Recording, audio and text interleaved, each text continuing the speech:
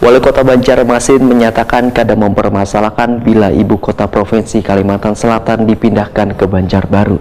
Namun penetapan Banjarmasin sebagai ibu kota ini memiliki undang-undang, sehingga dalam pembentukan perda di suatu wilayah harus terlebih dahulu melakukan konsultasi publik.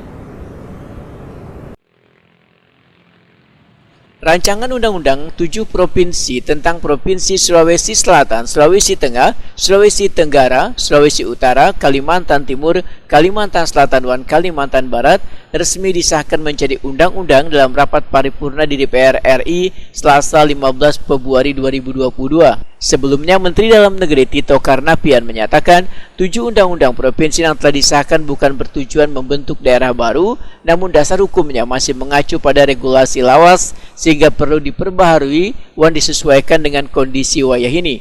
Menanggapi permasalahan ini, Wali Kota Banjarmasin Ibnu Sina Wayatakuni Primati Pibai Sukan Sabtu 19 Februari 2022 menyatakan kadang mempersalahkan bila ibu kota Provinsi Kalimantan Selatan dipindahkan ke Banjarbaru. Namun penetapan Banjarmasin sebagai ibu kota memiliki undang-undang. Dalam pembentukan perda di suatu wilayah, ujar Ibnu Sina, harus terlebih dahulu melakukan konsultasi publik.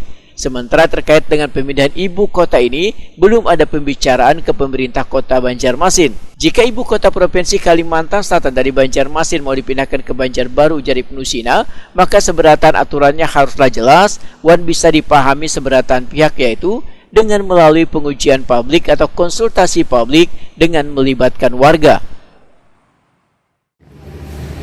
Memastikan saja bahwa apakah benar seperti itu. Kan kita belum tahu juga ini pembahasan seperti apa di. Sejauh ini memang belum ada dari pihak. Belum ada penjelasan masalah itu. Kalaupun misalnya harus ada uji publik atau konsultasi publik, ya kan. Ini bikin undang-undang, bos.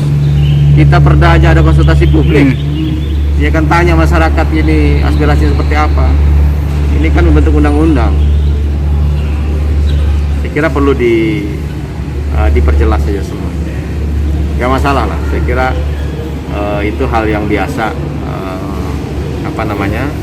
pemindahan, tetapi dibicarakan. Kan ada mekanisme dalam pembentukan peraturan perundang-undangan ya. Di Undang-Undang 12, Undang-Undang 11 terkait dengan apalagi ini terkait dengan daerah. Kalau terkait dengan pembentukan daerah otonom baru, termasuk undang-undang terkait dengan pemerintahan daerah, bukan hanya di DPR, tetapi DPD juga dilibatkan. Kita punya senator nih, 4 orang. Coba aspirasinya seperti apa? Sudahkah DPD dilibatkan?